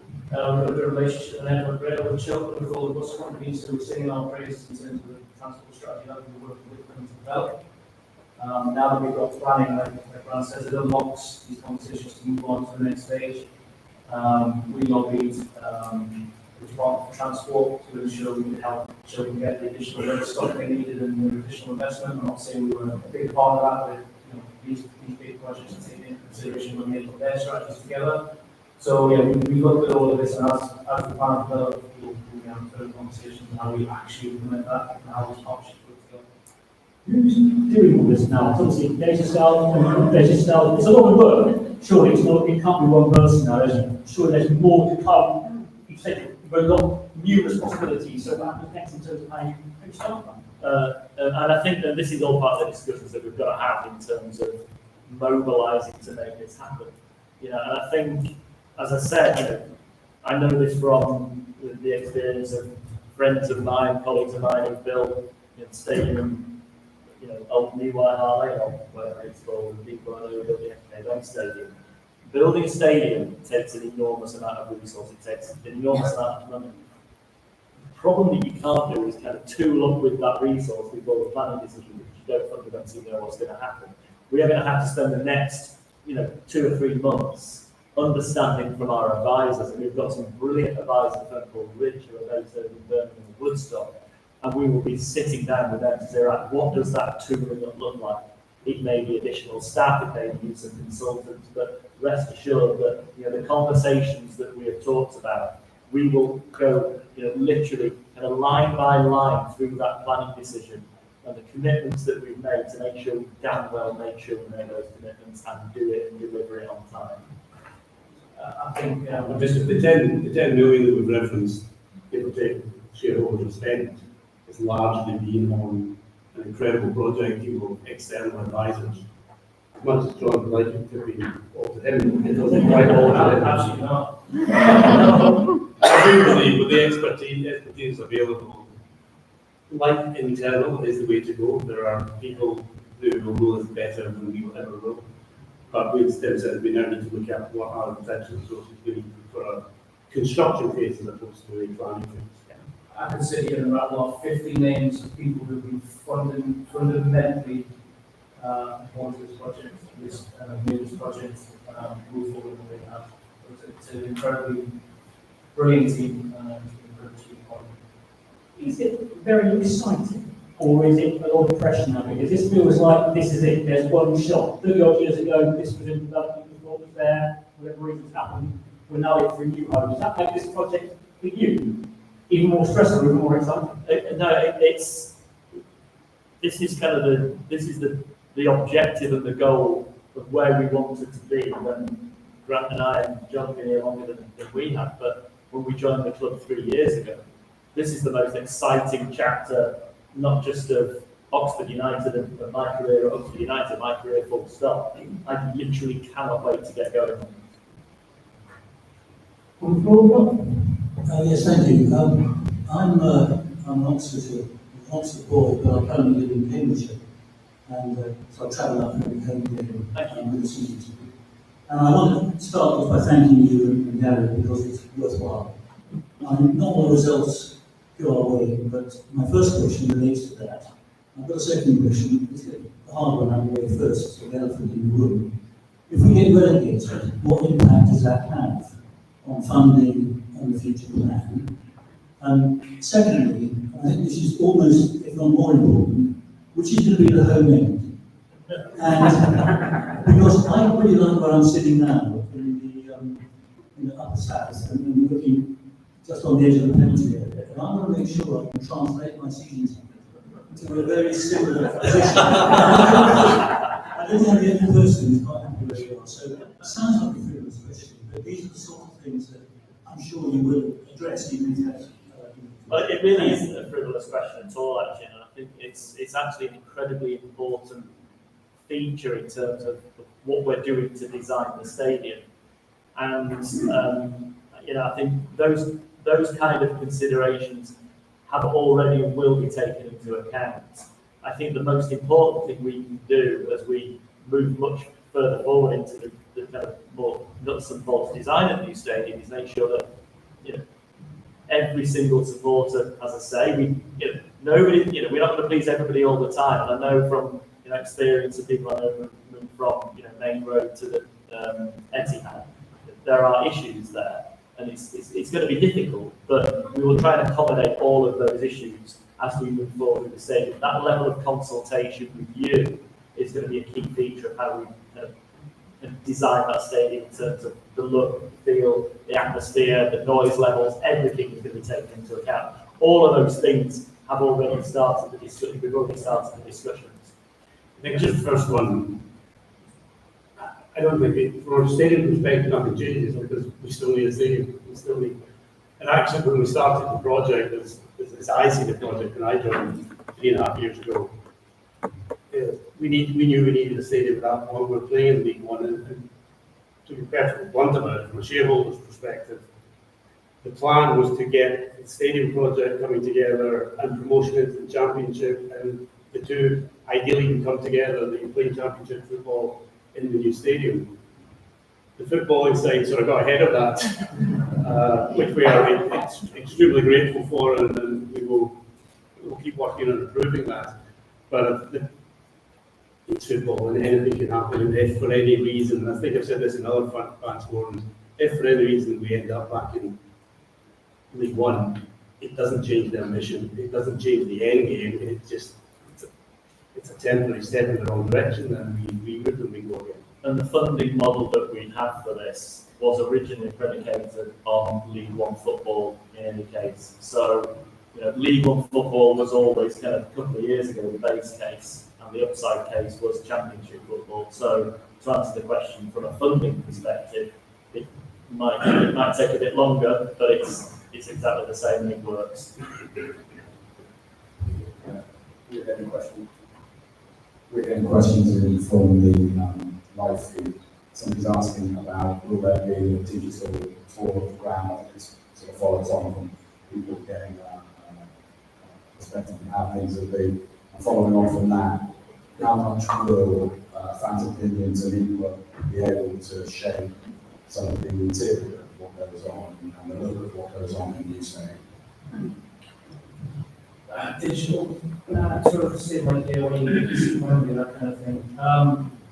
More question for us, to be honest with you, but what we want to do is ensure that you get as much choice as possible when it comes to selling those seats, and positioning those seats. I think to go back to the question I was asked earlier, I would hope that every single seat is better than what we're currently experiencing because of the nature of it, because of the ball, because of the design, because of everything that's going on. The football is one why we're there, but win or draw, you should still get things a lot of the time. And I think that's exactly what we're trying to do with the stadium in terms of what we're trying to deliver. Yes, we'll still consult. Yes, we'll still absolutely want to hear everyone's feedback in terms of how it looks, it feels, what names are, what colours the seats are. One of the questions I don't know the colour of the seat, I only got planned on Thursday. But yeah, these are conversations that will continue as we develop final people. A lot of work's already been done. Yeah, absolutely. John and Aaron, some of the concepts that are being thought about that we'll take for consultation at some point are fabulous. The whole area is divided into zones and themes to different zones. The question before about whether there will be statues that absolutely recognise the heritage of the club. I'm excited about it. It'll be like inside as well as outside. Yeah, Gary also mentioned coming to the club and being surprised that earlier on, before a match, there weren't perhaps as many fans about. Is there a plan with the new stadium to kind of elongate the experience, have people coming earlier, engaging, and stay on later? Obviously, it's going to be money as well. It's a 365-day venue, so in terms of before and after games, absolutely. The challenge is going to be how to get it wrong. The licensing may dictate some of that. We want people to stay as long as we can and enjoy it. We've talked a bit about heritage of the club and statues of Joey Beecham or whatever. I also want to ask one about heritage of the fans. And at the current Kazam, we have got tiles on one of the walls with names of people who contributed to those. And many of those are fans who've now passed on.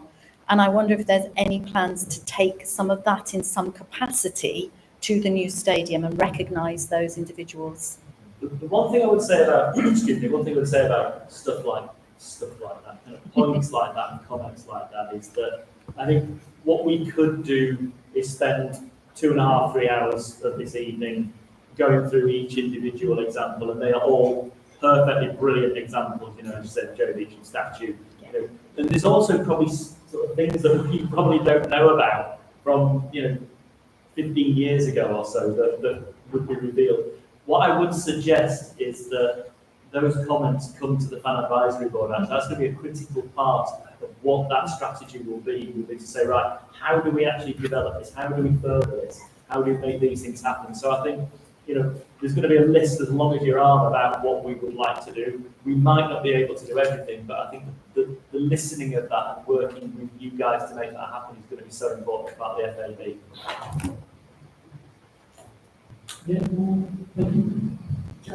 From a selfish point of view, I know we need money into the ground, but please, eradicate without Kazam. We don't want to help man anywhere near the land, anything of that land. What he's done to us, I'm sorry if that's But I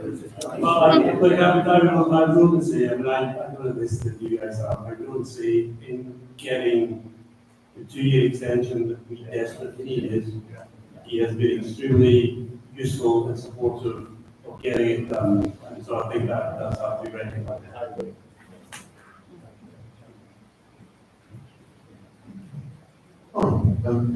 Thank you for what you've been explaining tonight. It's given you real reassurance that you guys really are on it big time and ahead of the curve. Just a couple of pointers really. Retrospective, do you think it was a missed opportunity regarding that having the stadium actually a structural brick sports ground itself? And also, I know this is a bit of a redundant question now, but what would happen if you didn't get the planning permission the other day? What was your plan for the season? Just out of curiosity, what we're going to do. I wouldn't say it's a missed opportunity because unfortunately it didn't manifest as an option. It was something we explored, but wasn't available to us, so therefore it wasn't an opportunity. In terms of what we would have done if we did planning, I think we were pretty clear. There's no real other option. This was fundamentally one of the most important things that we needed as a football club for long-term sustainable future. And I'm incredibly grateful that we got the decision that we needed and the amount that we did. I don't think the club would have disappeared, but we would have certainly had to start looking further afield for a home, because we scoured, which was all part of the planning application, and we convinced people it was true. We scoured the county, we looked at 60 more sites, and that I think resonated with the people who cared about the club. I think Oxford United and some guys will continue, but how close to Oxford would be the question.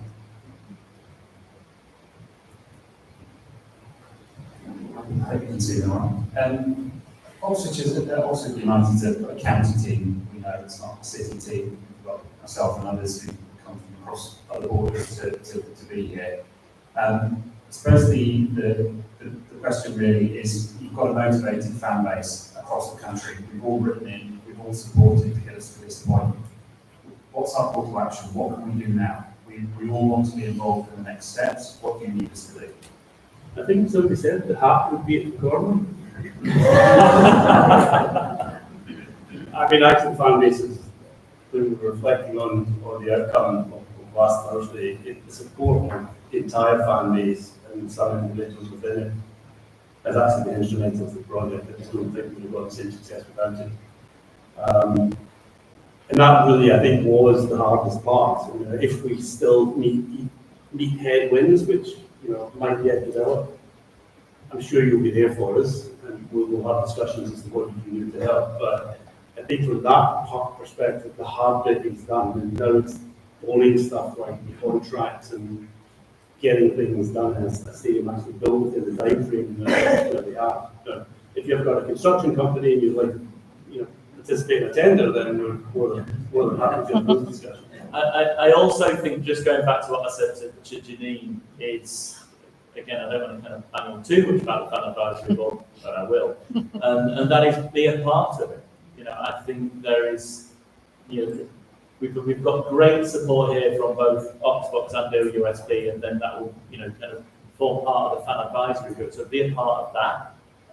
But also, what I would say as well is that we've got 3 years at this current stadium, and it's going to be incredibly important that we don't get jaded by where we are in anticipation of where we're going to be. So what I would do is encourage everybody to have that hope for what the new stadium is going to look like, but still continue to support this club as you have been doing, and keep us in the championship to make sure that when we move into that new stadium, we're moving into it as a championship club.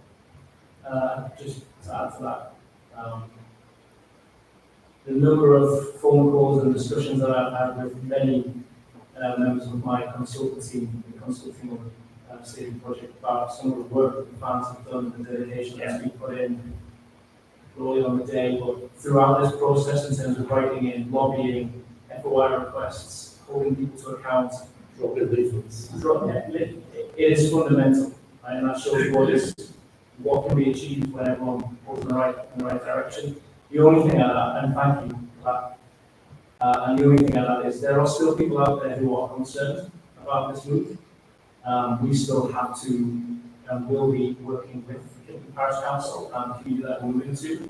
It's important that the club, but also as fans, we hold ourselves to showing them what this is about, showing them what fans can deliver, that we are not going to do some of the accusations of what has been accused of fans and what people are expecting of, but actually that we are going to add something incredibly positive to that community.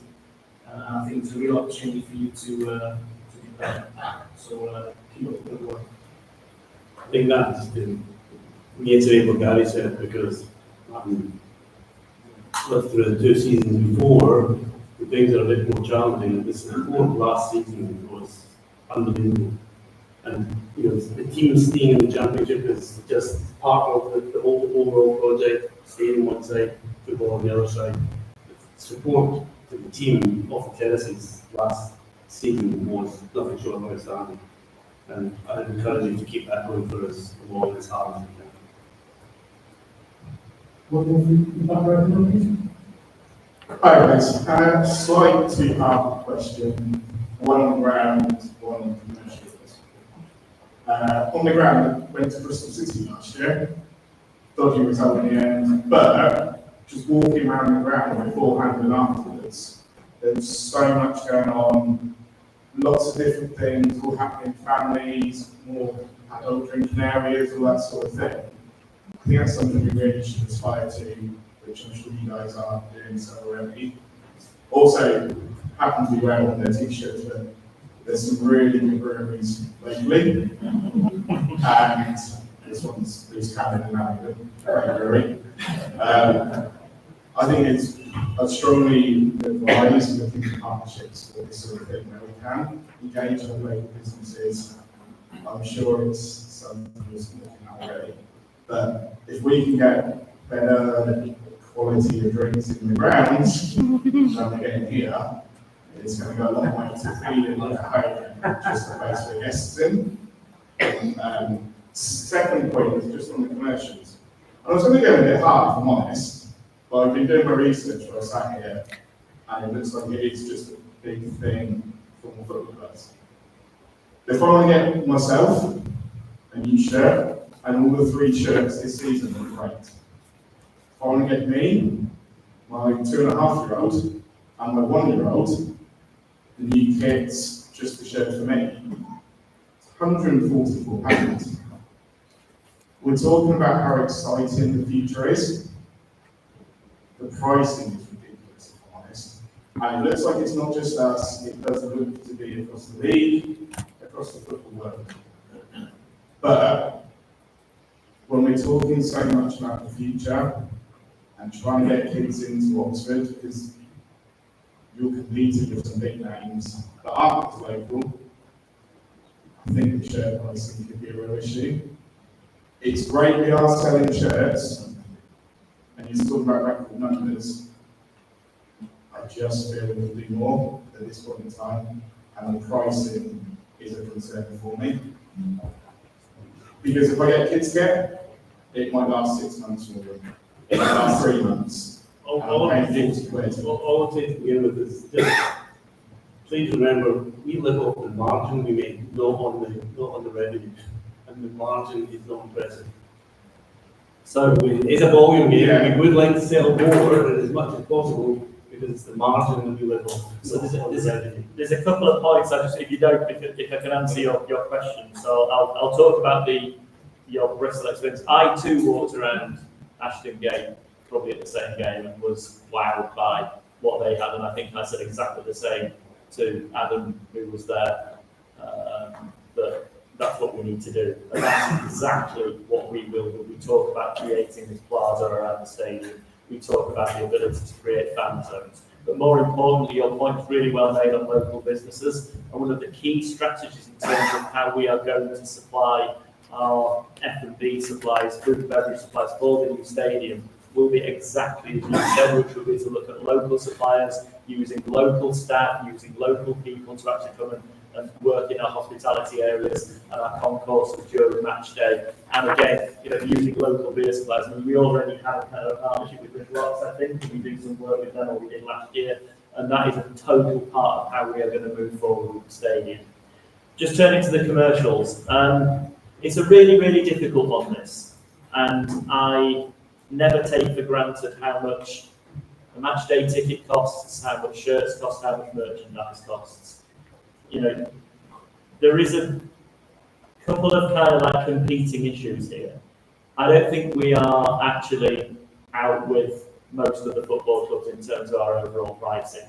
And as Grant says, once you take the VAT off, that's our revenue. But as Grant said, the cost of actually producing that kit, the cost of getting that kit shipped over, we don't work to incredible profit margins here. Once you take off the cost of running the shop, the people in the shop, that, the heat, light, power, all of that stuff, this is not an enormous money-making enterprise. And but I do sympathise in terms of the costs. And I think hopefully that, we are, and we will continue to look at season ticket holder discounts for merchandise. We will continue to look at potentially special offers, look at bundled offers, as you described, for kind of adult and children's kits.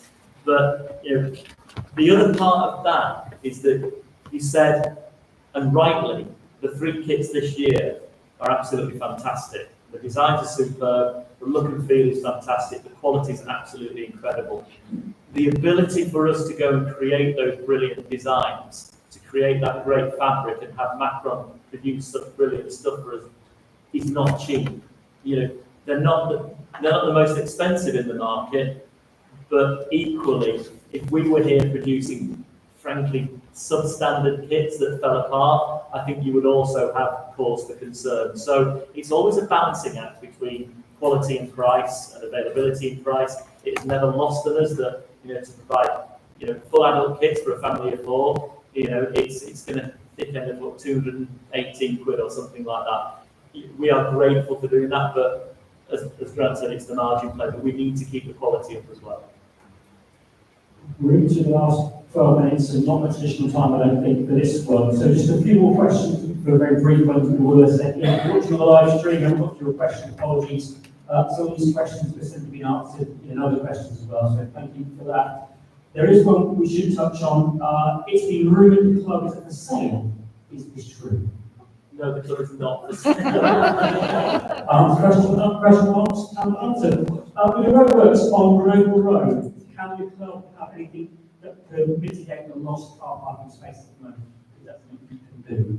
I'm really sorry, I actually can't answer that question at the moment, but I will come back to you on that one. I'll come back to you, Paul or Jimmy.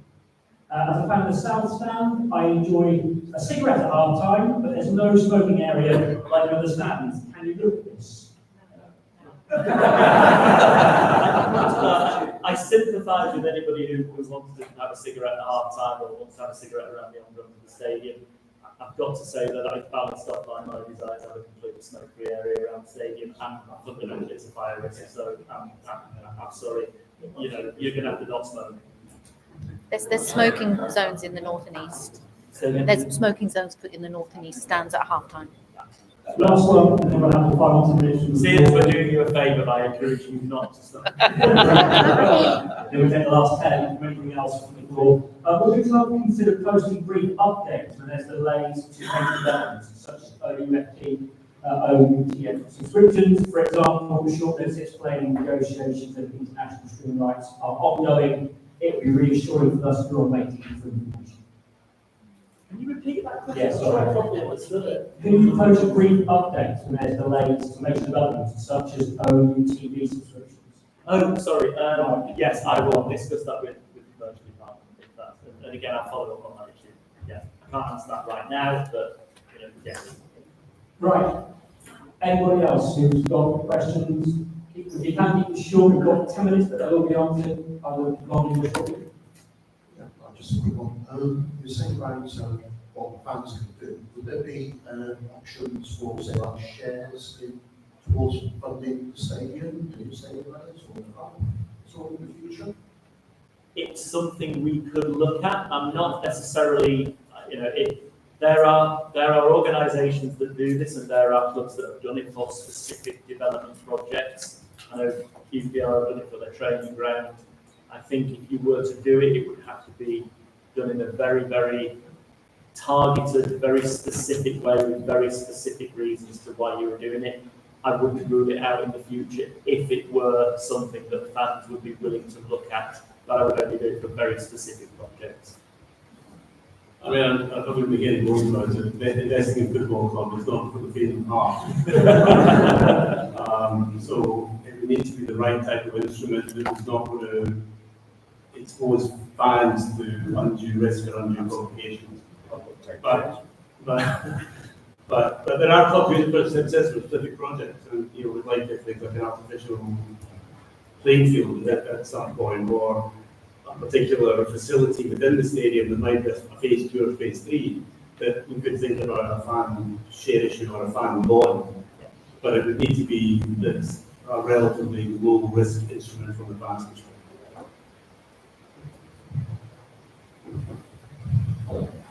It's just an addendum to the question on parking. Many away fans would coach from the stadium. Obviously, we've lost this season because of the park.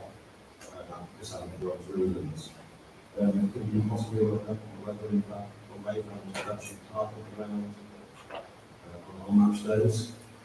I will take that away and ask the question. I'm not necessarily convinced I will be able to deliver a positive answer, but I'll certainly take that in. Somebody sort of write a few points to me.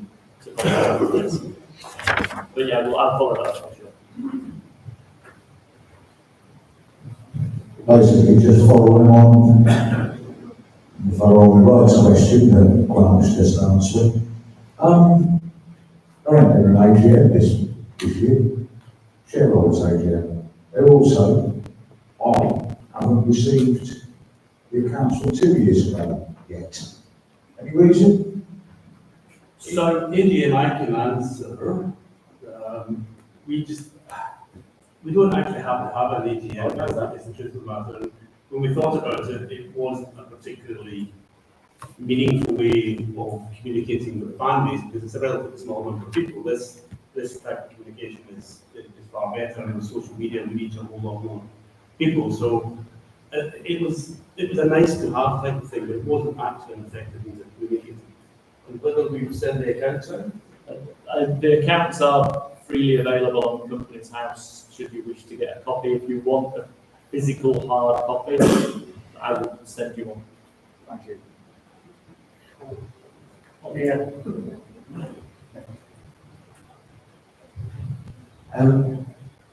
Question regarding the fans forum. Tonight obviously has been very successful, very informative. I think we've all enjoyed it. This took quite a long time to get organised. I understand you guys have been busy, going around the country, etc., etc. Oxford's organised this one. Prior to that, it was OUSB. Next comes FOB. What's the organisation status going to be? Should it be more the responsibility of the club to organise its fans forum for its fans? Because you guys are the ones that need to be here. It's a good point. What we've said is that this is a fans forum organised by the fans, and as part of our overall fan engagement strategy, we have committed to, I think, at least 2 fans forums per year, which will be organised by Oxbox or whoever decides it will be organised. What we have done is committed to actually being here. Now, obviously, there is a limiting factor in terms of Grant being here, so if at least one of those leaves got here, then there are only a relatively short window of time in which we can do that. But I think the important thing here is that it is a fans forum, that it's organised by the fans for the fans, and we commit to being here and supporting it. I'm slightly more cynical of things that are actually organised by the club, so I think it's better it's actually done by you guys. Yeah, I'm away on that as well. It is better with the fans. We can dictate a certain extent how things go, and make sure it's right for you guys in terms of how it runs. Moving on, OUSB moves into the FAB and basically ceases to exist, Oxford will then run both of the fans for, and we have a funding ability to fund that. So we'll be running both the fans for this one and also our playing side one. Didn't quite happen this year, but we had the two separated, so there was a bit of a mix, but we hope to spread that out again. We think it's important to be in the fans' hands and to make it tentative towards you. To been this time out been massively helpful in making sure everybody's around and as Tim said, if you like grant to be here so you have access to it. So that'll be an Oxford responsibility. I think the relationship is now going well. We've talked through this for a few months. We agreed on dates. We have to get sort out the accommodation at the end of the day. You arrange for people to be here. As long as we're working on a collaborative basis like that, I don't think it makes a long way. Certain possibility, when I was back at the study, both of them in the country, but we've all got all part of meeting them, we're letting the fans, we can speak to them, correct, rather than just be honest. Who's taking the straightforward answers? So we're not giving you straightforward answers. I would speak to them. I mean, they've never said no one in the year, just they are very difficult to pin down. Eric in particular is Minister for Stable and Enterprise, he's head of the Football Association, he's part of the IOC, he's part of the Asian Football. But he still finds time on almost daily basis to call me. He would be here to make daddy's work. He's not trying to avoid anyone. I just wonder if he was in the country with, you in France. We usually get 24 hours notice. Genuinely, I'm not joking. Just on the subject of the directors, has there been any change in the dynamics there? Because I think we've all noticed that Eric is extraordinarily engaged. Obviously, he's got his ambitions with the Indonesian FA, FIFA, etc. And India Bashri seems to have moved his ambitions more towards running the Chamber of Commerce for Indonesia. And his mention of Oxford United seems next. And as far as the others go, Hong Kong, etc., South Africa. No South Africa that I'm aware of. I think it's just a changing in the dynamics. And Adam was involved more initially because he was the one who was initially involved, and he brought Eric into the club. As time has passed, they've taken control and increased that control state to a very significant control state now. Eric is the one with the football background, and Adam knows that, and that's why he brought Eric in the first place. The guys in Thailand, they're still shareholders. They've been delivered as Eric to put in more disproportionate amounts more money, and that's by agreement. But they're still there as shareholders. Tiger still sits on the board with myself and having Bakri and Horst. So I don't think the dynamics of the board has really changed. But Eric is absolutely the managing shareholder. Yeah, he did at DC United. Yeah. One more big time. Hi guys, obviously we're all very excited about the new stadium, that's why we're all here, mainly, one of the main reasons, but I'm also a Kidlington resident, and it would be silly to say that there aren't any concerns in Kidlington, including members of my own family who are concerned. What message do you have tonight to appease people like members of my family and the village of Kidlington, as it is a village, about what happens next and the concerns that they have?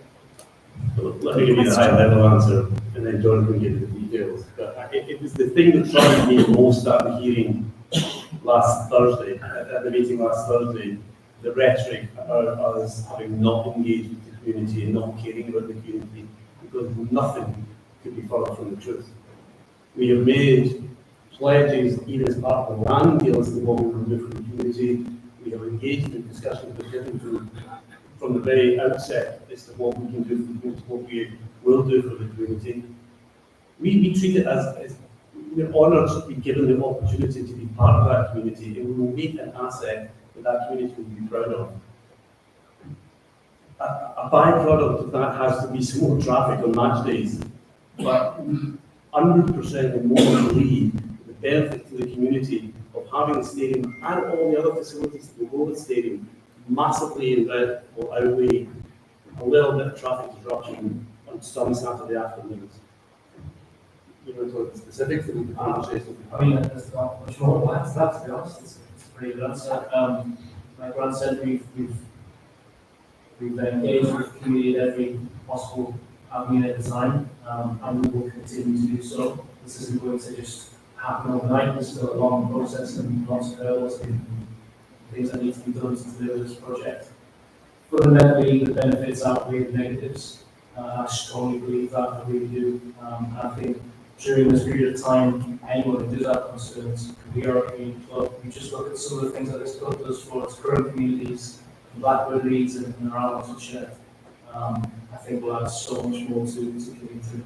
But communicate with us. If you want to make something about your family in particular, if there's anything in particular that they're worried about, that they haven't already an answer from, which I hope by now they have. If they haven't, reach out, have a conversation, we're open to those discussions. We are held accountable for everything that we do and the decisions we make, and we're completely open and transparent with that. And we'll continue to be so as we continue to engage with the stakeholders. This is a good place to end. We're looking at the new stadium this evening. Just before we close, gentlemen, Grant, Tim, and John, thank you for being here and answering the questions from the floor and consenting. Is there anything that you have had a chance that perhaps you wanted to say? So I appreciate sometimes there may be something else that you want to put across. Now is a chance before you go. I've got to say anything, but if there is something you'd like to add before we close the meeting, please do. Thanks for the question. The high quality questions have been outstanding. It's been a pleasure to be here. I'm more than happy to continue this type of dialogue with well-meaning, well-educated, well-informed people. And I think probably just a few final words. I'd just like to say an enormous thank you to everybody being here. You know, these are some of the most important meetings that we have, if not the most important meetings that we have, and I actually think they are productive and genuinely really, really enjoyable. And I hope that, you know, after a few shaky starts a few years ago, that they just keep getting better and better. I think they do. I think they're incredibly valuable. So I actually want to extend my thanks to you guys for organising this, because it's been a tremendous evening. So thank you.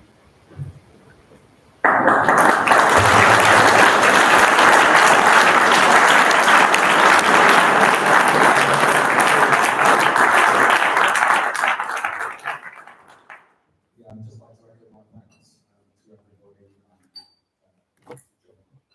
Tim and Grant, for making themselves available, and it does take some organising, so thank you to my colleagues in the Oxford team for their hard work. It's much appreciated. And thank you to you for your questions, for your being here, and for all your efforts over the years. It's very much appreciated. From a selfish point of view, from an Oxford point of view, if there's any of you among you that aren't Oxford members, we do have associate membership, it's free. The more of you that we have on board, the stronger our voices collectively, and the more we have a voice with people like, well, people here, but also people like the councils when we're doing something like the stadium. So if you're interested, please look at our website, oxford.com, or we can sign up here. Thank you again for coming, and I'll leave that. Thank you.